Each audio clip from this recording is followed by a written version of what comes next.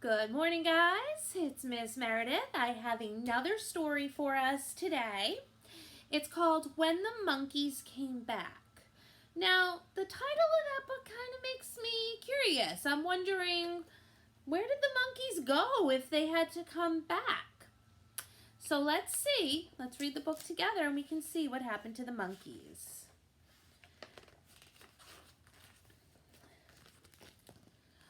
When Doña Marta was a very little girl, the valley was a peaceful place. Children giggled as they chased each other between rows of tall corn. Fathers whistled as they dug in the gardens. Mothers hummed softly as they wrapped black beans in cornmeal and banana leaves to cook. There was an old road in the valley, but it was an ox cart road, an open place for meeting friends or cousins, a nice place for walking, a sunny place for catching lizards. There weren't any cars at all. The valley was a quiet place, except when the monkeys called. See, she's a little girl. Every morning and every evening, for as long as anyone could remember, the monkeys announced the changing of night into day, the changing of day into night. At dawn, they would howl and bark to one another, and the noise they made was like thunder in the trees. At dusk, they would hoot and scream, and each leaf and each blade of grass would tremble from the sound.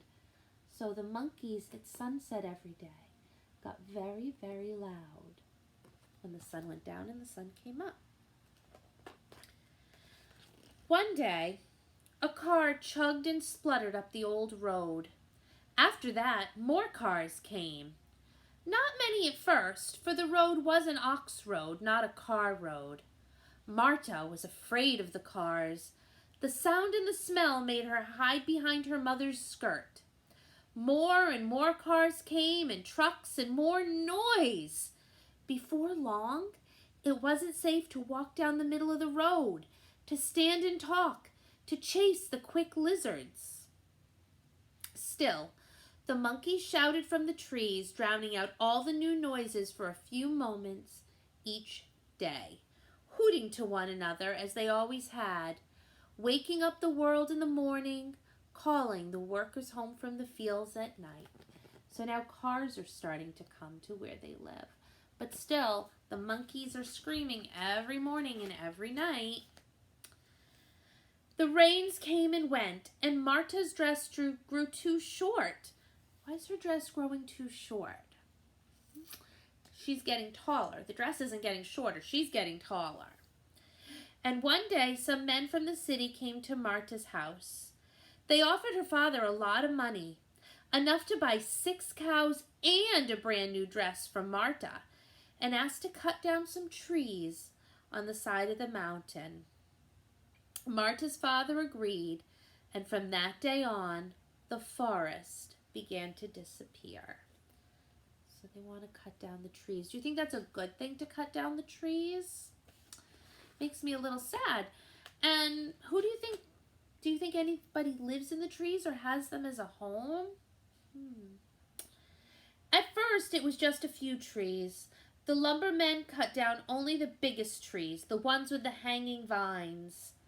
The monkeys didn't seem to mind. They howled and barked and scolded just as before. But 5 years later, when there were only 24 trees left in the forest, the monkeys went away. They cut down all the trees. Why do you think the monkeys went away? There aren't a lot of trees, so there's not a lot of places for them to live now.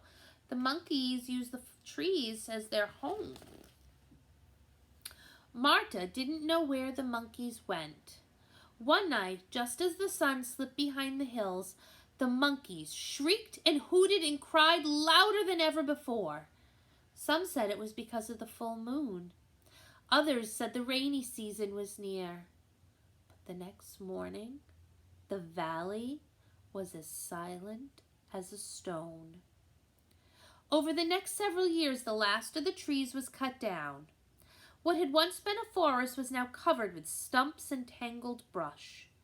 There were a few birds, but no monkeys. Most people forgot about the monkeys. They had roosters to wake them up in the morning, lamps to work by at night. But Marta didn't forget.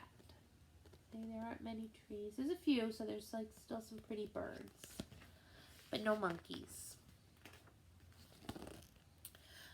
When she was 15 years old, Marta married Emilio. Emilio worked for Marta's father, and when her father died, he left his farm to Marta and Emilio. "You have a lot of land now," said Marta one day. "I would like to have some of it for myself." Emilio laughed out loud because in those days, women did not own land. Do we own land now? Yes, we do. "Soon we will have a family to feed," said Emilio. "After I plant corn and beans and squash, there will be nothing left over to give you. The rest of the land belongs to the cows."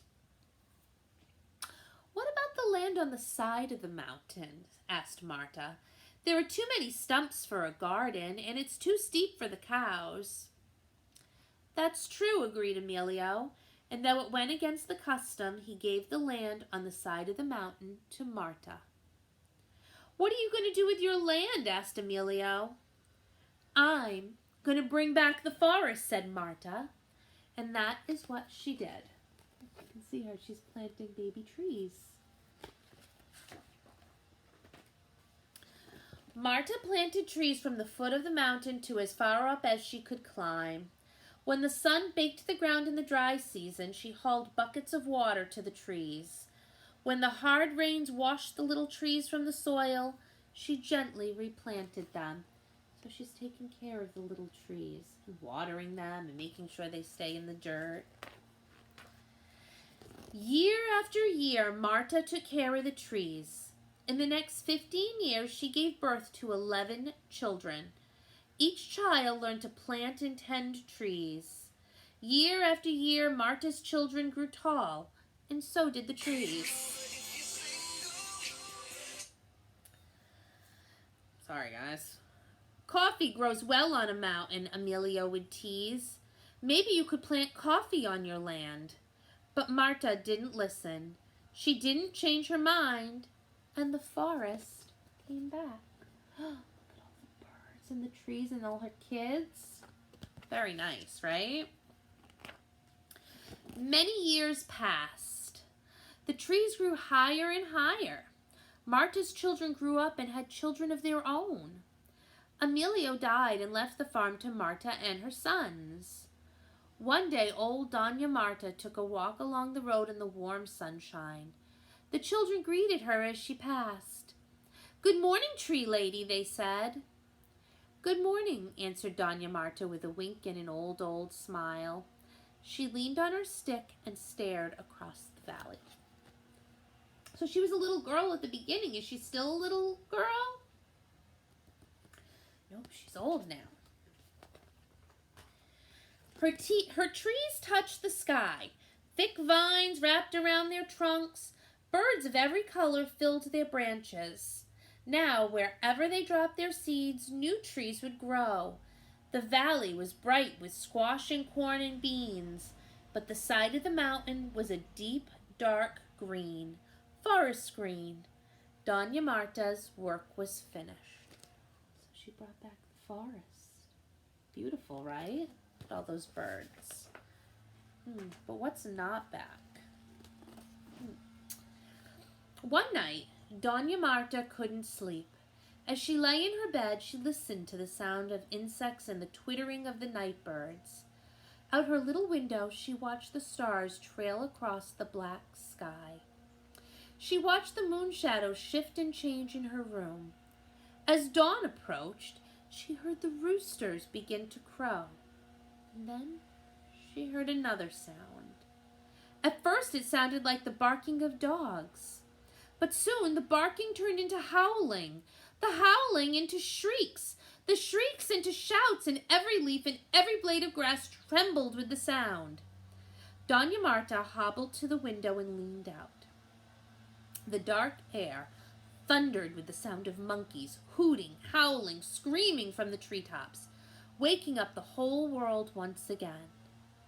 Doña Marta closed her eyes, smiled a wrinkled smile, and listened to the music she had missed for 56 long years. What's that? Monkeys. They came back with the forest. Every morning now, old Doña Marta wakes up to the barking and scolding of the monkeys. Every evening she waits for them to gather in the trees to shriek and howl and say good night. For a few moments each morning and evening, the sound of the monkeys drowns out all the other sounds in the valley. For a few moments each day, it's as if nothing has ever changed. How do you think she feels with the monkeys being back? I think it made her feel happy. She did what she could to protect the forest and to help it grow back. So it's important that we always try to take care of the trees and the forest around us. Animals live there and we need it to help ourselves be healthy and breathe. Hope you guys have a great weekend. I will talk to you soon. Bye guys.